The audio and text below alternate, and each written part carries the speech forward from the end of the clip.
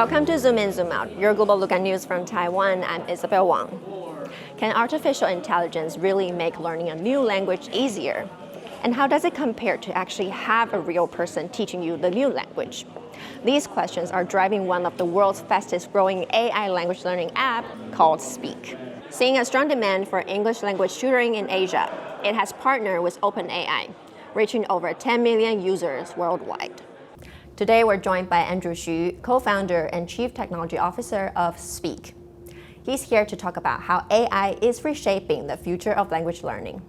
Andrew, welcome to our show. Thank you so much for having me. Since Speak was founded in 2016, within just less than 10 years, it has already drawn a lot of market exposure, a lot of users. Can you tell me a bit about how Speak is setting apart from other language learning apps using AI? Yeah, so we view ourselves as a sort of AI native language app, if you will. And we're really using the power of all of these new AI models, LLMs, speech recognition models, to build a language tutor in your pocket that we can scale to the entire globe. So, it's a lot of focus on spoken fluency. We don't care about teaching explicit grammar rules or vocabulary. It's really about giving our users an opportunity to speak out loud as much as possible, which is really what you need to become fluent. Can you briefly walk us through, if I'm new to Speak, how would a user expect what AI customized experiences that Speak can offer? Yeah, so it starts from onboarding, right? So literally, once you download the app onto your phone and then you start it, we have an onboarding experience where you're basically talking to an AI about what your goals are and the reason you're learning languages, what are your particular interests, and based on that, just like a human tutor would, we will customize the curriculum backbone so that everything that you're doing, all the lessons that you're doing on a day-to-day basis actually feel really useful, right? And we're making this personalization better and better. But I think what's really exciting is that all of these models that are coming out essentially allow us to simulate scenarios where you actually use the language and make it so that it feels super immersive. You also work with OpenAI for quite some years already. How is the collaboration going? Are there any challenges? OpenAI actually led our Series B at Speak, and we're really big fans. We use a lot of their models. I think the sort of technical partnership is very close, and we get a lot of early access to a lot of the models and are able to start building product often months ahead of time. Mm-hmm. So it's a little peek into the future, which is really cool. And yeah, I think at the same time, we really view technology as a tool and code as a tool. The thing we actually care about is solving fluency and helping our users. So everything else is kind of like a means to that end. Speak is having a lot of locations also in Japan, in Taiwan, and South Korea, and then you're looking to expand in Southeast Asia as well, right? So what is the AI or what is the language learning market like in these areas? It's really intense, almost categorically around the world, to be honest. We view English as pretty special. It's definitely the sort of main language that the most people around the world want, to become fluent in. But part of the sort of power and promise of AI is also that it should become easier and more scalable for us to start teaching more and more languages and eventually, theoretically, go from any language to any language. There is no doubt that we, or specifically in Taiwan, I personally came across Speak ad all the time on YouTube, on different websites. So I'd frame it as like a success.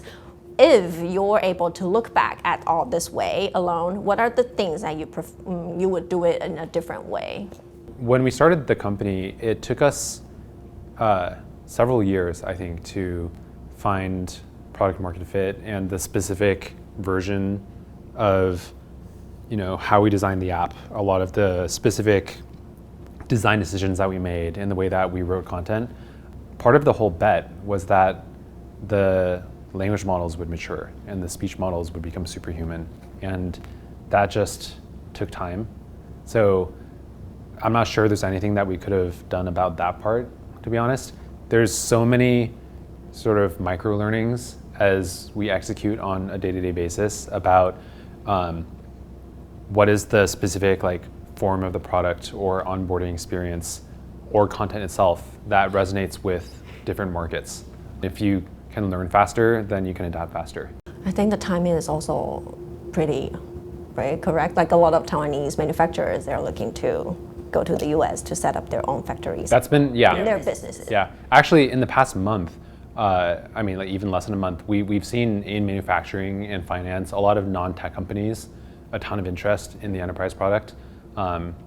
So that's been really cool to see how it's not just like startups and tech companies. There's pretty broad appeal.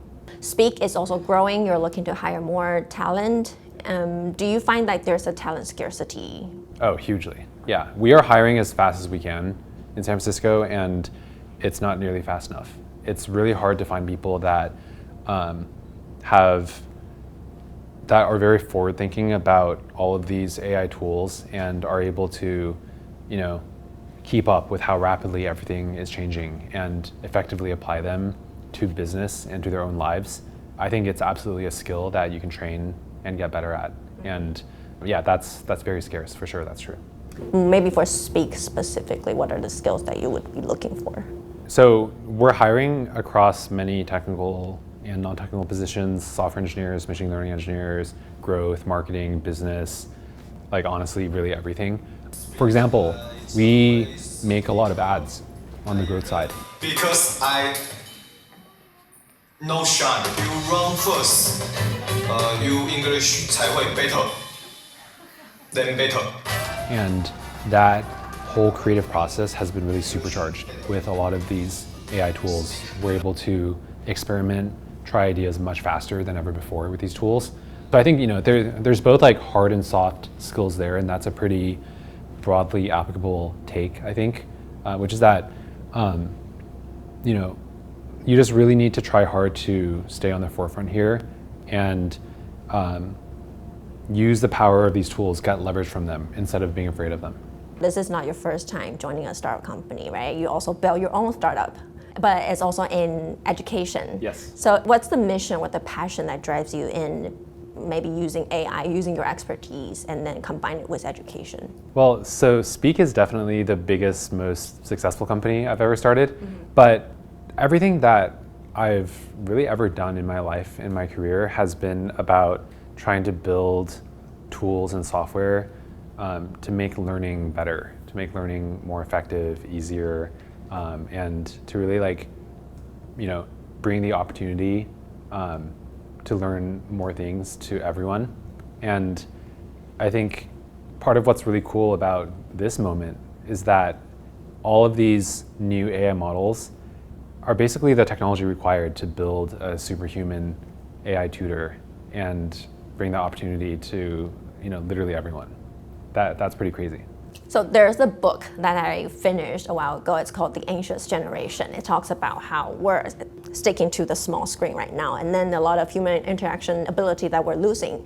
I'm wondering, like with Speak, because people are using the app on their phone, and then would that be giving it a hard time when they're talking to foreigners using a foreign language in person?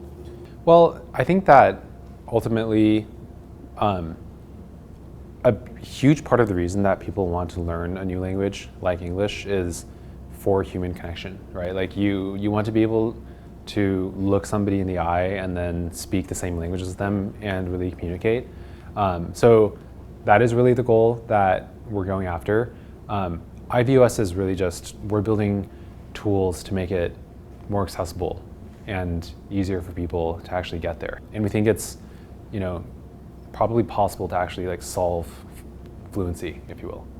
Personally, I also use AI, but ChatGPT specifically. Yeah. And then there are people saying that you get shortened attention span, and then you lose your critical thinking ability. Do you think that it's possible to happen for maybe language app users as well? Like, how do they maintain their critical thinking or think sharp? I definitely think that I agree that this is kind of a general concern for AI users. Yeah. It's very easy to just ask ChatGPT and then let it do the thinking for you. That's what I do.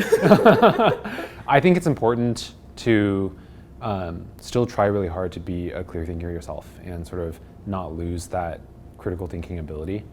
What we're building with Speak is a very specialized software experience that is less like chat and more just more like a human tutoring session, if you will. So I'm a little bit less worried about that specific issue for the Speak app, but it is like a general problem that I think everyone needs to confront. In a lot of magazines that I'm reading, you get to see because of AI, it's easier for maybe just one person to start up their own companies. Yeah. Do you also see that in San Francisco, since that's where Speak is based? Yeah, that's kind of trendy right now. Like there's a lot of talk about, how do you build a $1 billion company with one person, which I think is kind of absurd, but there is generally, I think, so much leverage that you can get and so much more that a single really smart person can do that has mastered a lot of these tools. I think that is definitely true. And these types of people are pretty rare, and also everyone is trying to hire them. Frankly, we are too. I would love if there were more people like that. For the startup culture in San Francisco, can you describe, maybe some of our audience would be interested in knowing more about, like, how is the culture there in San Francisco? So things are pretty crazy right now, right? Because of the whole AI revolution. And I think there's a huge amount of interest in starting companies. There's a lot of investors, some people say it's a little bit of a bubble, but it's objectively true that, it feels like a revolution, right? It feels like a hurricane almost. And I think this has always been a little bit true, but more than ever, speed is really important. Speed of execution, speed of experimentation. I think that is like a really big hallmark of San Francisco startup culture, where if you are able to build your product and launch it faster, then you can also learn from the market faster. And that feedback loop, that iteration loop, compounds over time. And I think that there is probably like a correct focus on this in SF startup culture that is probably lacking in most other startup hubs. So when you look at Taiwan, what do you think that our strengths it would be in AI, and then what are the parts that we can advance? One of the most striking things to me has just been in the interest and willingness of both consumers and businesses here in Taiwan to transform themselves using and actually adopt AI services, right? And even faster than most other places in the world, including the US. So I think that is a huge advantage, right? Like, let's lean into that. Let's actually stay on the forefront here. Yeah, I think that's really big. What is your next venture that you are looking at, or what is the next project that Speak would be working on? So broadly speaking, I think that one really exciting thing right now is just teaching more languages beyond English. So earlier this year, we launched 4 new languages, and we are basically working on cracking the US market. There's a lot of technology and AI systems that we're building to make it easier to teach more things and to, like I mentioned earlier, track how good a user is at fluency and show that sense of progress over time. So in general, there's many projects happening right now, but I would say that it's easily the most exciting time in Speak's history, even though we've been around for 8 or 9 years, because it finally feels like 95% of the tech that we had been dreaming of is actually here. Now we just need to go out and execute and build it. Thank you so much, Andrew, for taking the time to speak with us when you're in Taiwan. Of course, thank you for having me. So this has been Zoom In, Zoom Out. If you enjoyed today's show, don't forget to stay tuned from Taiwan Plus News and follow us on social media. We hope you enjoyed the show. Until next time.